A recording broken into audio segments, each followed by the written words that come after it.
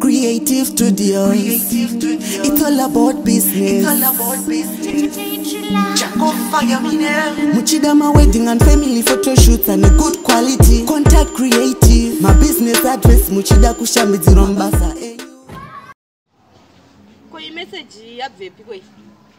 Yakanzinda kusuwa sweetheart ishi. Ewati asi time yakuisa ma message. Watu urakuona time. Asika ndaiona ka message. Ndakati chika unapata phone yangu gumira pa time. Ndaiona message ishi. Ndakusuwa sweetheart ndiani uyu? Ndiani? Ndakusuwa chi sweetheart? Yarasika manje. Kurasika kudi. Andizitwazi Christmas inega.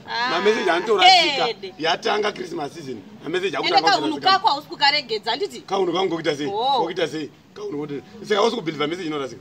Kurasika kuita sei yarasikira mfoni wako. Mazwana Christmas nyango makolungu message inokwaza ngorasika message. Message zinongorasika zimu. Atifana uneza nyaya ma message anorasika. Ma message anorasika.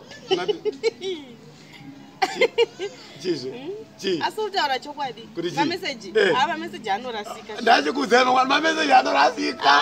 Chero mangwana munokwaza ngoti menyi matorasika message. Ende urutaura ugeone muti mukana. Indo. I message yapinda i. Manish. Mfoni mangu yatorasika o ishi. Baichi. Rudo rwa unondipa. Unodarika rwa unopa murume wako. Manje message anorasika manje. Zasiyana manje. Zasiyana chi andikwese kurasika i. I message ndeye chikomba manje. Aiwa i Christmas ino i anditi. Ma message ari kungorasika.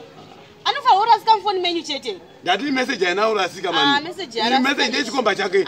Kana kutorasika. Awi delete. Myangaure. Uno Christmas unotana wabereki wako moya totongana nyaya. Iwo zvapinda message. Unomudadza wabereki wako ere. Message kanzwisa wanu kuti yanga yarasika. Yanga inorasika manyangu yarasika. Yanga yarasika. Auchate delete. Creative Studios. It's all about business. Muchidama wedding and family photo shoots and a good quality. Contact Creative. My business address Muchida Kushamidzi Rombasa. Contact Creative. Creative Studios inabika ma video photo shooting and editing. Ngoravira recipe ya uzosia food. Kuchajura zvinona kase muchero we Eden. Creative Studios inabika ma video photo shooting and editing. Ngoravira recipe ya uzosia food. Kuchajura zvinona kase muchero we Eden.